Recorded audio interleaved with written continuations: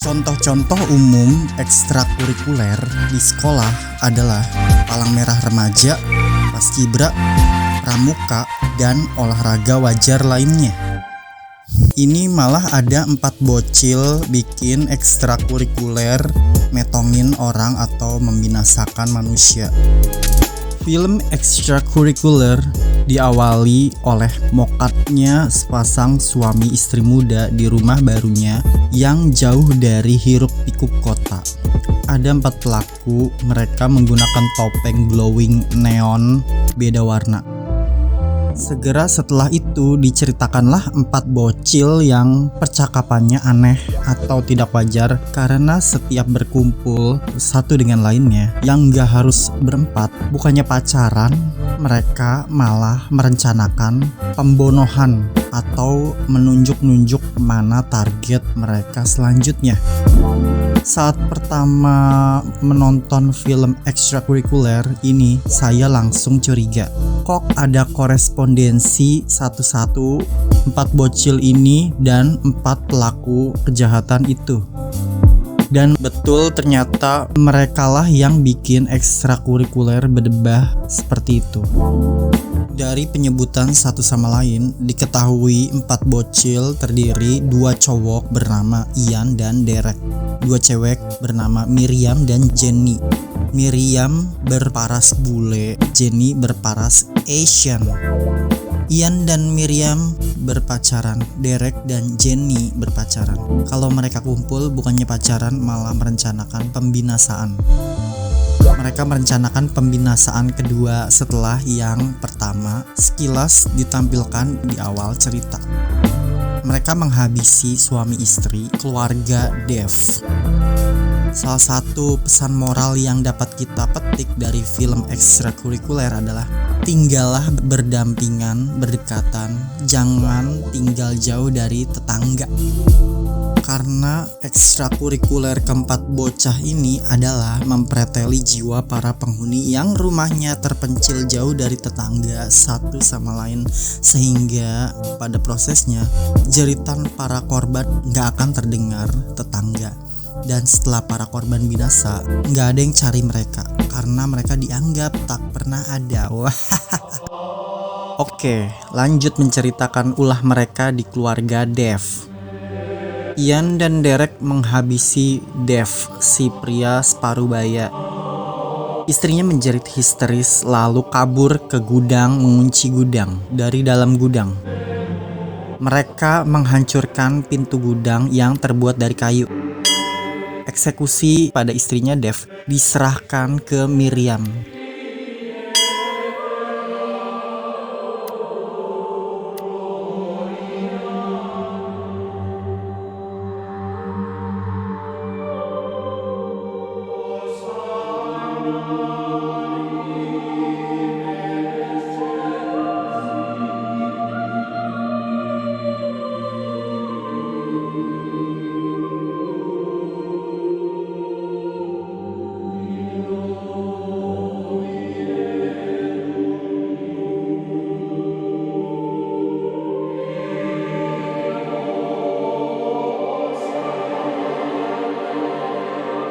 Istrinya Dev yang juga separuh baya gelut dengan Miriam yang masih pemudi, 1 lawan 1 tanpa dikawal.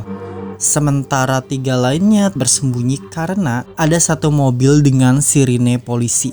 Miriam panik dan gagal fokus. Dia mau kabur ikut teman-temannya, tapi dia harus menghabisi istrinya Dev dulu supaya tidak jerit minta tolong.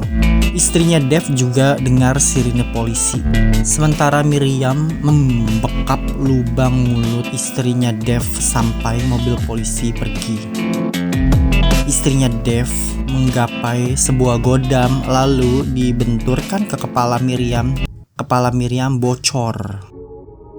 Oh iya, ternyata mobil polisi hanya berisi 1 personil dan ternyata dia ialah Alan Gordon, ayahnya Ian dan Derek. Ian dan Derek bersaudara tiri. Aneh ya, bapaknya adalah polisi, anaknya adalah penjahat. Kalau satu polisi itu bukan bapaknya Ian, Jenny sudah menghabisinya.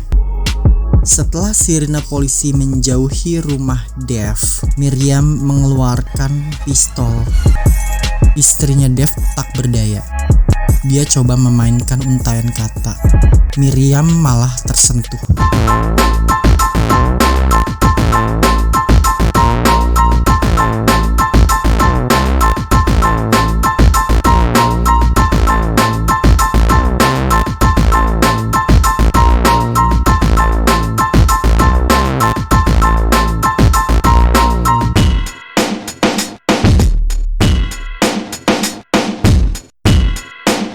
Untaian kata itu adalah, "Kamu tidak harus melakukan ini.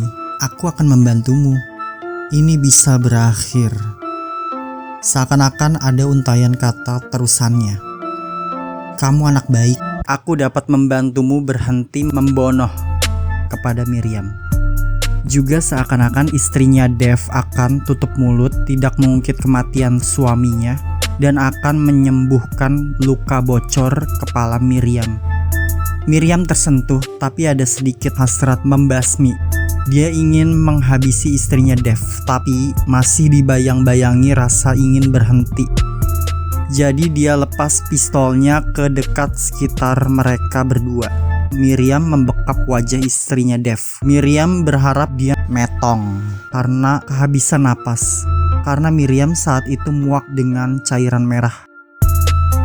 Sejak awal, Miriam adalah cewek dengan raut berwajah polos yang terlibat ekstrakurikuler berdebah ini. Jadi dia yang paling lemah dan kurang berani menghabisi orang, terutama jika dia harus berurusan dengan cairan merah. Istrinya Dev dengan mudah menggapai pistol, lalu Miriam didor. Segera 3 bocil mengerubungi mereka. Sekian detik kemudian Derek menghabisi istrinya Dev. Mereka menghapus jejak dengan membakar jasad Dev dan istrinya.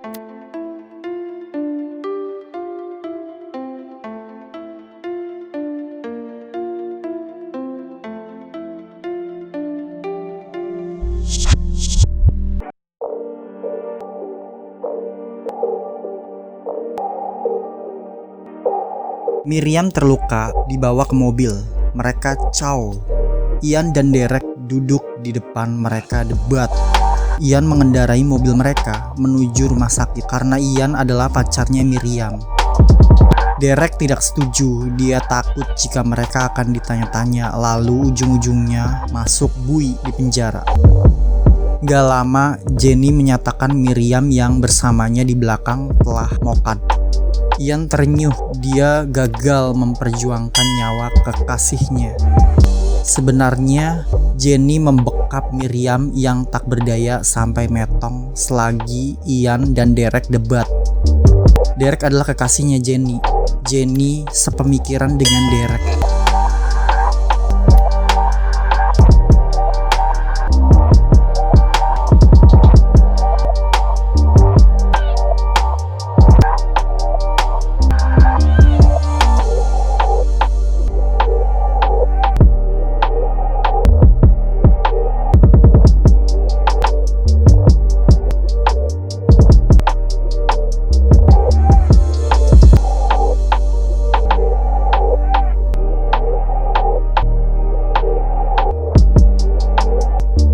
Jenny mengusulkan alibi ke Ian dan Derek dengan pemikiran yang lebih sadis. Jenny mengajak Ian dan Derek untuk menghabisi sepasang ortunya Miriam. Jenny ngechat atau SMS ke Volman dulu dengan ponsel Miriam untuk difitnah sebagai bagian dari alibi mereka bertiga. Volman ialah guru sejarah mereka di sekolah. Dasar mereka bertiga murid durjana. Eksekusi pada ortunya Miriam mereka mulai. Rencana agak meleset. Randall, ayahnya Miriam, tersadar saat Derek sudah beberapa sentimeter di depan wajahnya. Derek mulai menyerang dengan pisau sedangkan Randall menangkisnya. Derek kalah kuat karena dia kurus krempeng. Derek tertusuk.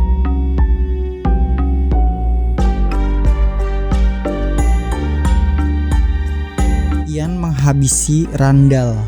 Ian gak kuat lanjut untuk eksekusi mamanya Miriam setelah dia melihat Derek Metong tertusuk. Ian merasa dirinya akan bingung bagaimana menjelaskan mokatnya saudara tirinya Derek kepada ayahnya Alan Gordon karena mereka satu keluarga. Jenny memaksa Ian agar segera menghabisi mamnya Miriam supaya rencana lurus walau sekarang jadi kacau balau. Ian terlalu lama nyerocos, mewek, dan kalut. Intinya Ian sudah gak mau meneruskan rencana. Sementara mamanya Miriam siap kabur. Jenny ambil alih kendali. Dia meluruskan senapan. Dari belakang, kepala Ian didor. Tak lama kemudian menyusul mamanya Miriam.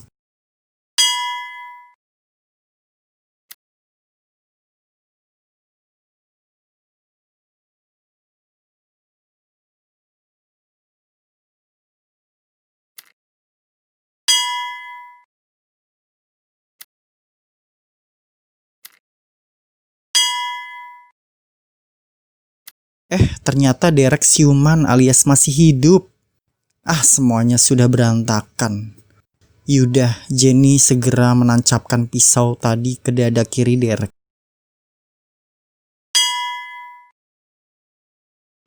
Rencana berantakan, tapi hampir selesai. Sedari tiba di rumah Miriam, Ian dan Derek masih hidup. Sedari tiba di rumah Miriam saat Ian dan Derek masih hidup, Jenny sudah chat atau SMS ke Foreman lewat ponselnya Miriam.